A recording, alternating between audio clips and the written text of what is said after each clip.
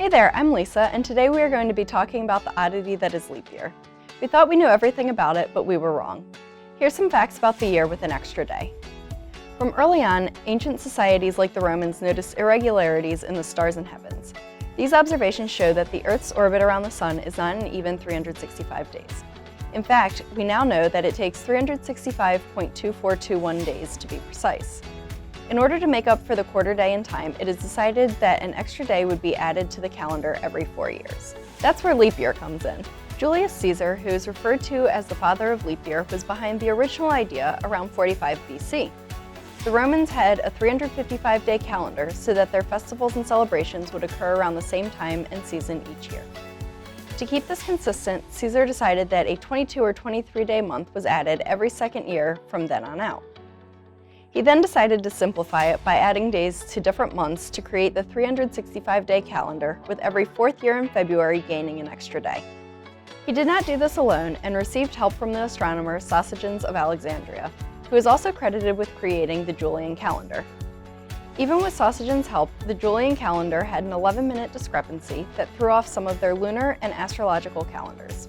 In 1582, Pope Gregory XIII fixed the discrepancy by deciding a leap year would occur on any year divisible by 4, and a leap day would always occur on February 29th. He named it the Gregorian calendar, which is still used today in most cultures. In China, those who use the Chinese calendar add a whole month to their calendar every 3 years, the last being in 2015. This practice is heavily dependent upon the lunar cycle and the moon in general. In order to insert a leap month into a year, they look to see if there will be 13 new moons instead of 12. If there are to be 13, they add the additional month to account for the new moon so that each brand new lunar cycle is paired with the new month. The leap year has clearly caused commotion, and along with that, traditions were formed. Some leap year traditions include women proposing to men on February 29th. This originated from Saint Bridget, an Irish patron saint born in 451 AD, who complained that women always had to wait for men to propose to them, and wished that women could only propose for themselves. Her equivalent patron saint, Saint Patrick, deemed that women could propose on one day, Leap Day.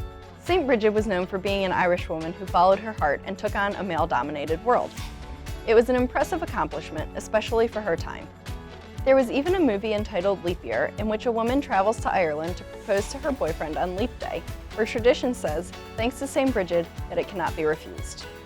In more recent times, Leap Day has caused a stir for being connected with the Salem witch trials. In Massachusetts, the very first arrest warrants went out on February 29, 1692. The trials caused a lot of panic and pandemonium, and lots of women unfortunately met their end.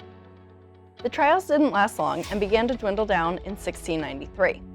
It was later discovered, as recently as 1976, that the residents of Salem and the surrounding areas were likely suffering from fungus ergot, which was found in rye, wheat, and other cereals. The symptoms of this fungus are becoming delusional, vomiting, and experiencing violent muscle spasms, so it is very likely that this is what caused the witch trials in the first place. On a lighter note, people born on February 29th are called leaplings, and technically don't have regular birthdays to celebrate like the rest of us non-leaplings do. They can only celebrate their birthdays during another leap year, but often decide to celebrate them either on February 28th or March 1st. The city of Anthony sits on the border of Texas and New Mexico. This city is a self-proclaimed leap year capital of the world. Every leap year, they hold a 4-day-long festival that includes fun activities and a huge birthday party for all the leaplings, since they have to wait so long to celebrate it. If you live in Sweden, however, you would celebrate Leap Day a little differently. The Swedish used to celebrate February 30th, beginning in 1700 every year in an effort to catch the Julian calendar up with the Gregorian calendar. Interestingly enough, the Shire calendar of Middle-earth in J.R.R. Tolkien's The Lord of the Rings, hobbits observe each month with 30 days, including Solmouth, their February. Some of their other month names are Wreath, Thrimage, and Wedmouth. We hope you enjoyed learning both historical and interesting facts about leap year and leap day. Happy birthday to all of the leaplings out there. Thanks for hanging out with us today.